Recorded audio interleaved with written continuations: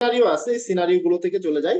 একটা সিনারিও সংক্ষেপে বলে ফেলি, সেটা হচ্ছে একটা 32 বছরের একটা মেল পেশেন্ট তোমার কাছে এসেছে, রাইট সাইডেড চেস্ট পেন, ডান দিকে বুকের ব্যথা, যেটা হলো aggravated by taking deep breath, মানে বড় করে শ্বাস নিলে এই ব্যথাটা বেশি হয়। আচ্ছা, এটা মানে কি হতে পারে, কেউ কি বলতে পারো কি হওয়ার সম্ভাবনা আছে? যে কেউ 3 সেকেন্ড সময়। এটা কি হার্টের ব্যথা কি হার্টের ব্যথা না, তোমার কাছে কি মনে হচ্ছে? আচ্ছা, ওকে ফাইন, আমরা দেখি এটা হচ্ছে কি আনসার হতে পারে। এরপরে চলে যাই হচ্ছে দ্বিতীয় কেসে। দ্বিতীয় কেসে দেখো 50 বছরের একটা ওল্ড ডায়াবেটিক পেশেন্ট, তার কিন্তু একটা কোমরবিড কন্ডিশন আছে, সেটা হলো ডায়াবেটিস মেলাইটাস। এবং এই পেশেন্টটা আসছে হলো সেন্ট্রাল চেস্ট পেইন নিয়ে। আগেরটা কিন্তু সেন্ট্রাল চেস্ট পেইন ছিল না, আগেরটা জাস্ট ছিল হচ্ছে রাইট সাইডের চেস্ট পেইন। এবং এখানে পেশেন্টের বয়সটাও বেশি, রিমেম্বার বয়স বেশি, ডায়াবেটিস আছে, সেন্ট্রাল চেস্ট পেইন। এবং সেটা বলতেছে যে চেস্ট পেইনটা 5 থেকে 10 মিনিটের মতো থাকে, পারসিস্ট ফর 5 to 10 মিনিটস। এবং যেটা হলো কি করলে বাড়ে, হাঁটাহাঁটি চলাফেরা বা যে কোনো ধরনের কাজকর্ম করলেই বাড়ে। এবং যখন সে রেস্ট নেয়, এই রেস্ট নিলে কমে যায়। তাহলে এইটা কি ধরনের, এটা কিসের চেস্ট পেইন হতে পারে? মানে হার্টের নাকি হার্টের না, অর্থাৎ কার্ডিয়াক চেস্ট পেইন অথবা non cardiac stable chest? Angina. হ্যাঁ, thank you so much. Angina মানে হার্টেরই তো, তাই না? Cardiac chest pain, absolutely right answer. যে আনসার দিয়েছো অনেক অনেক ধন্যবাদ, থ্যাংক ইউ। এটা হচ্ছে এনজাইনা হওয়ার সম্ভাবনা বেশি। নেক্সট আরেকটা কেস আমরা ডিল করি, দেখি। এখানেও হচ্ছে যে 54 ইয়ার্স ওল্ড ডায়াবেটিক পেশেন্ট, মানে আগেরটার মতো সেন্ট্রাল চেস্ট পেইন, সবই ঠিক ছিল। তো বলছে এটা হলো ডিউরেশনটা একটু বেশি, বলছে এটা হলো আগেরটা ছিল 5 থেকে 10 মিনিটের মতো, হাঁটাহাঁটি করলে বাড়ে, বসলে মানে সেরে যায়, মানে রিলিফ বাই টেকিং রেস্ট। কিন্তু এখানে দেখো এটা হলো 2 ঘন্টা ধরে থাকতেছে এবং রেডিয়েটিং টু লেফট আর্মপিট, অর্থাৎ বাম বগলের দিকে চলে যায়। এটাও হাঁটাহাঁটি করলে বাড়ে, কিন্তু হলো রেস্ট নিলে কোনোভাবেই কমে না, রেস্ট নিলে কোনোভাবেই কমে না। তাহলে এটার কি ডায়াগনোসিস হতে পারে, কেউ কি বলতে পারো? Stable angina. Myocardial infarction. Stable আচ্ছা, একটা হতে এনজাইনা। পারে মায়োকার্ডিয়াল ইনফাকশন, ভেরি গুড। আর কি হতে পারে? Stable angina. আরেকটা হচ্ছে স্টেবল এনজাইনা নাকি? স্টেবল নাকি unstable? Stable stable. Stable angina, okay, stable লিখে রাখলাম, স্টেবল এনজাইনা। দেখি আমরা এটা হচ্ছে যে কি হয়। তো এই ক্লিনিক্যাল ফিচারের সঙ্গে আমি যদি এখন বলি, এই ক্লিনিক্যাল ফিচার এই পর্যন্ত দিচ্ছে, আমি এখন পর্যন্ত ইনভেস্টিগেশনে যাইনি। এখন 3টা ইনভেস্টিগেশন তোমাদের কাছে দেখাবো এক এক করে। যে এই পেশেন্টটার সাথে যদি আমরা দেখি যে পেশেন্টটার ট্রপোনিন আই হচ্ছে normal, okay, troponin I normal. আর বাকি দুইজনের ক্ষেত্রে দেখো ট্রপোনিন আই হচ্ছে রেইজড, ওকে। তাহলে প্রথমটার সাথে বাকি দুইটার পার্থক্য কি হতে পারে? আচ্ছা, প্রথমটাতে দেখো ট্রপোনিন আই নর্মাল এবং বাকি দুইটাতে হলো ট্রপোনিন আই রেইজড। তো এটা দিয়ে কি হয় আমরা একটু পরে দেখবো আর কি। আর সাধারণত প্রথমটাতে হলো ইসিজি তে চেঞ্জ আছে, আর দ্বিতীয় গুলো যেগুলো আছে সেগুলোতেও ইসিজি তে চেঞ্জ আছে। কিন্তু দ্বিতীয়টাতে দেখো 2 নাম্বারটাতে হলো এসটি ইলিভেশন না, ইসিজি তে কিছু চেঞ্জ আছে, এসটি ইলিভেশন না। এখন এসটি কি জিনিস, খায় না মাখে, এগুলো কোনো টেনশনের কোনো কারণ না, আমরা একটু পরে দেখবো।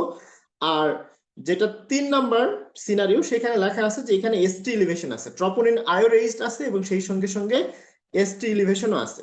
আর এটাতে হলো এসটি এলিভেশন নাই, কিন্তু ট্রপোনিন আই রেইজড আছে, ওকে।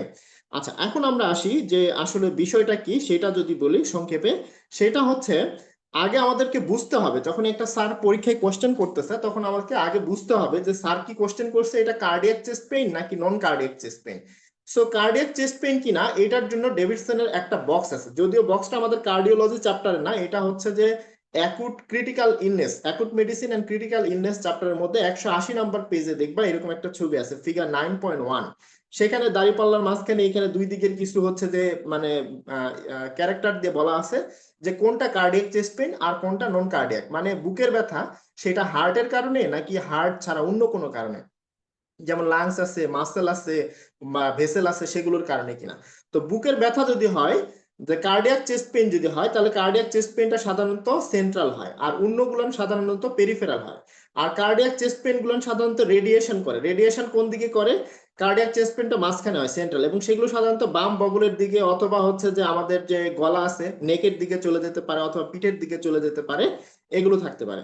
এবং কার্ডিয়াক চেস্ট পেইনের একটা বড় হচ্ছে বৈশিষ্ট্য হলো এটা হাঁটাহাঁটি করলে বাড়ে, মানে প্রিসিপিটেটেড বাই এক্সারশন, এক্সারশন মানে যে কোনো ধরনের কাজকর্ম করলেই বাড়ে। এবং এটা কি করলে কমে, রেস্ট নিলে কমে। তাহলে আমি যদি এক কথায় কার্ডিয়াক চেস্ট পেইনকে ডেসক্রাইব করতে চাই, তাহলে কয়েকটা বৈশিষ্ট্য বলতে হবে, যে কেউ বলে ফেলো কি কি বৈশিষ্ট্য থাকলে কার্ডিয়াক চেস্ট পেইন বলবো, খুব দ্রুত। হাঁটাহাঁটি করলে বাড়ে আর হচ্ছে যে রেস্ট নিলে কম। আচ্ছা, ভেরি গুড, কিন্তু আমাদেরকে প্রথমে বলতে হবে লোকেশন, কার্ডিয়াক চেস্ট পেইনটা কোথায় হবে, সেন্ট্রাল নাকি পেরিফেরাল? সেন্ট্রাল অবশ্যই। সেন্ট্রাল। এরপর কার্ডিয়াক পেইনটা সাধারণত কোথায় রেডিয়েশন করে? জ, নেক, শোল্ডার এগুলোতে রেডিয়েশন করে, এবং কার্ডিয়াক চেস্ট পেইন গুলো না হাঁটলে বাড়ে, রেস্ট নিলে কমে।